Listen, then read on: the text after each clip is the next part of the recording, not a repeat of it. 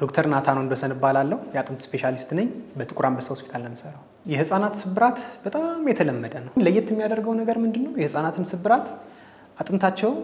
ስስ መሆኑ ነው ከዛ ደግሞ በአጥንታቸው ዙሪያ ያለው ፔሪዮስቲየም ይባላል እና እሱ ወፍራም ነው እሱ ለአጥንት መዳን ከፍተኛ አስተዋጽኦ አለው ስለዚህ የህፃናትን ስብራት ማከም ያዋቂዎችን ስብራት ከማከም በጣም ቀላል ነው ለአጥንት ስፔሻሊስት ማለት ነው እና የህፃናት ስብራት ብዙውን ጊዜ ያለ ኦፕሬሽን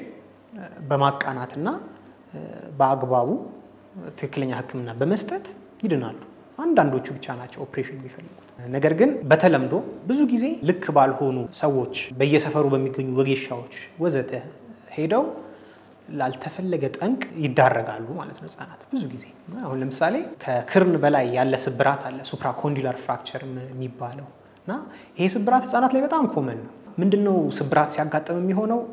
አጥንቱ ከመሰበሩ ባሻገር ያው ውስጡ ደም ይደማል አይደለም ከዛ ደግሞ ያብጣል ልክ እንደማንኛውም አካልና ግን እዛ ወጌሻ ጋር በሚሄዱበት ጊዜ ምንድነው የሚደረገው በእንጨት በቀርቃሃ በጨርቅ ጥፍ ንግ ተደርጎ ይታሰራል ከዛ ከስር በስብራቱ ምክንያት ያበጠ ይሄዳል ከላይ በእንጨት ታስሯል ምን ይሆናል ያኔ የደም ዝውውር ይቋረጣል የደም ዝውውሩ ሲቋረጥ የደም ዝውውር ያላገኘ አካል ምን እንደሚሆን ይታወቃል ጋንግሪን ይሆናል ይበሰብሳል ያኔ ትልቅ ሰው ቢሆን ወደዛ አውልቆ ይጥለዋል ያኔ ታሰረበት ህፃናት ግን ሲያለቅሱ ወላጆች አይሰሟቸው ወይም አይ እየዳነ ነው የሚያለቅሰው ይላሉ ወይንም ደግሞ በሚነገራቸው ነገር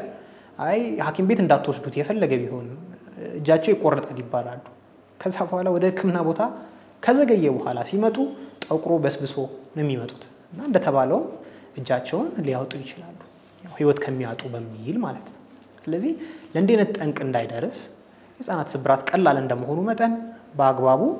በጤና ተቋም በአጥንት ስፔሻሊስት ሊታከም ይገባል ስለዚህ ህፃናት ላይ አደጋ በሚያጋጥም ጊዜ ስብራት ወይንም ደግሞ ሌላ አይነት አደጋ በሚያጋጥም ጊዜ በፍጥነት ወደ ጤና ጣቢያ መሄድ ያስፈልጋል ምክንያቱም ህፃናት ለየት የሚሉት ምንድነው አንደኛ ባንዴ ለብዙ ጠንቆች ተጋላጭ ይሆናሉ ሁለተኛ ደግሞ በቀላል ህክምና ጥሩ ውጤት ማግኘት ይቻላል ስለዚህ አንዳንድ የህፃናት ስብራቶች ከቦታው እንኳን ያልሳተ ዝም ቢባል በራሱ የሚድን ምክንያቱም የህፃናት አጥንት በጣም ነው የሚድነው በራሱ የሚድንን ስብራት ባልሆነ ሁኔታ አክመውት ከመጠን በላይ በቀርቃሃና በእንጨት በጨርቅ ጠፍንገውት በመቆየታቸው ምክንያት የደም ስር ተቋርጦ ደም ዝውውር ተዘግቶ እጃቸውን እስከ ማጣት እግራቸውን እስከ ማጣት የሚደርሱ በርካታ ህፃናት ነው የሚገኙት ስለዚህ ወላጆች ልጆቻችሁ አደጋ ሲደርስባቸው አብዛኛው አደጋ የህፃናት አደጋ በቀላሉ የሚድን ስለሆነ በፍጥነት ወደ ጤና ጣቢያ ወደ ጤና ተቋም ወስዳችሁ እንድታሳክሟቸው